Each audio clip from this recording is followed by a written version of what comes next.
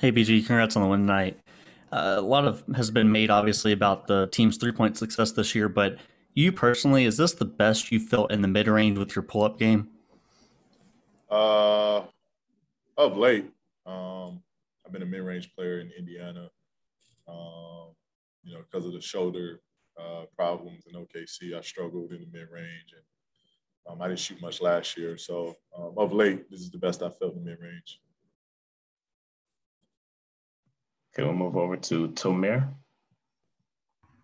Hey, Paul, congrats on the win. One of the, there's some more news today about the George Floyd verdict came down. I wanted to know what your thoughts were on it, considering, how active you and some of the players were in the bubble last year,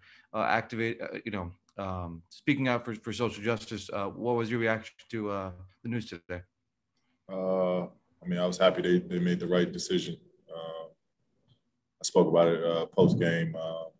They made the right decision. And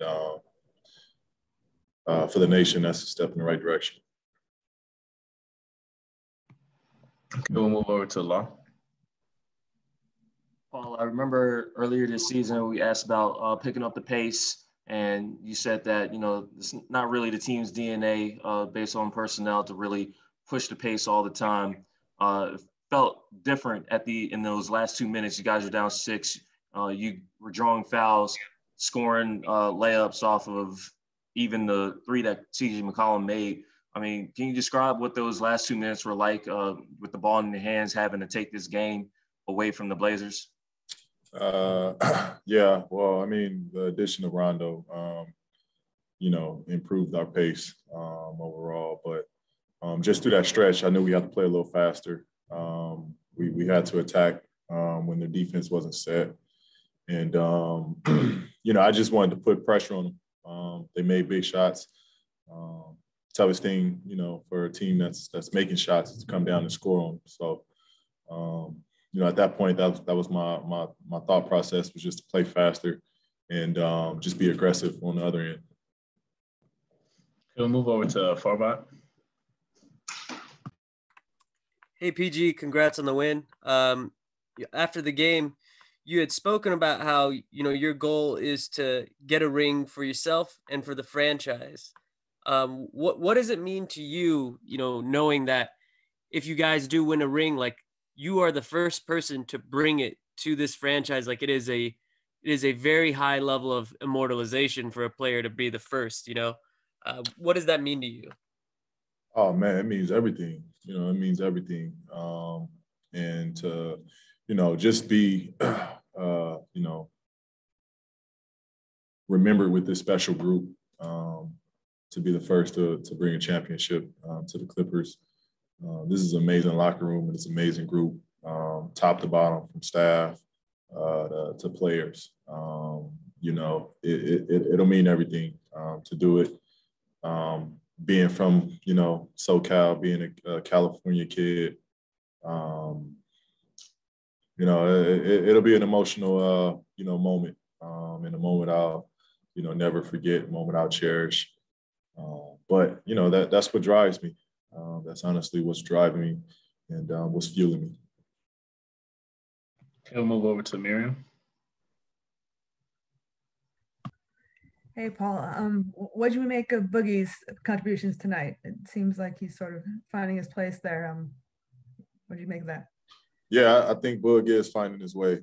I think he's, we're getting flashes of vintage Boogie with his, playmaking ability, his scoring ability, stretch the floor, knock down a 3 for us tonight. I think we will, I think what will be most impressive about his game for us is he automatically draws double teams. You can't really guard him one-on-one because he has so many moves and he's a scorer. He knows how to score on the block. So I think, he's instant offense for us, dump the ball down for him, and he's a playmaker at that point. He makes the right plays tonight. I thought, we had great looks, great shots off his passes, and then he took care of his matchup. So I thought that, Boogie was great tonight for us. And it's just good to see him get another game under his belt and, more confidence with this group. It would take two more. We'll move over to Cameron and end off with Mason. Hey, Paul, I want to ask you about your team in crunch time. What these tough games mean to you guys and pulling this one out, like, what was the conversation in the locker room? Apparently there was some celebrations going on back there. And then just talk about this development of the team in crunch time moments. Yeah, I mean, we was happy to win. It was some cheering, some laughter, some celebration. It was a big win. It was a win that we went and got. Portland had the game, and we were able to continue to keep fighting and take this game from them. So, we celebrated that. We played great down the stretch. We weren't great for the whole 48, but I thought when we needed to be great, we were great. This group just continues to fight. I think we play well when we're down. I think we play well when we're facing adversity. We've tend to answer to the call. So we were happy about that. We were excited about what we did, pulling ourselves together. We didn't get down. We didn't, get on one another. We picked each other up, and we helped, each other across that finish line. Go ahead, Mason. We'll end out with you. Hey, PG.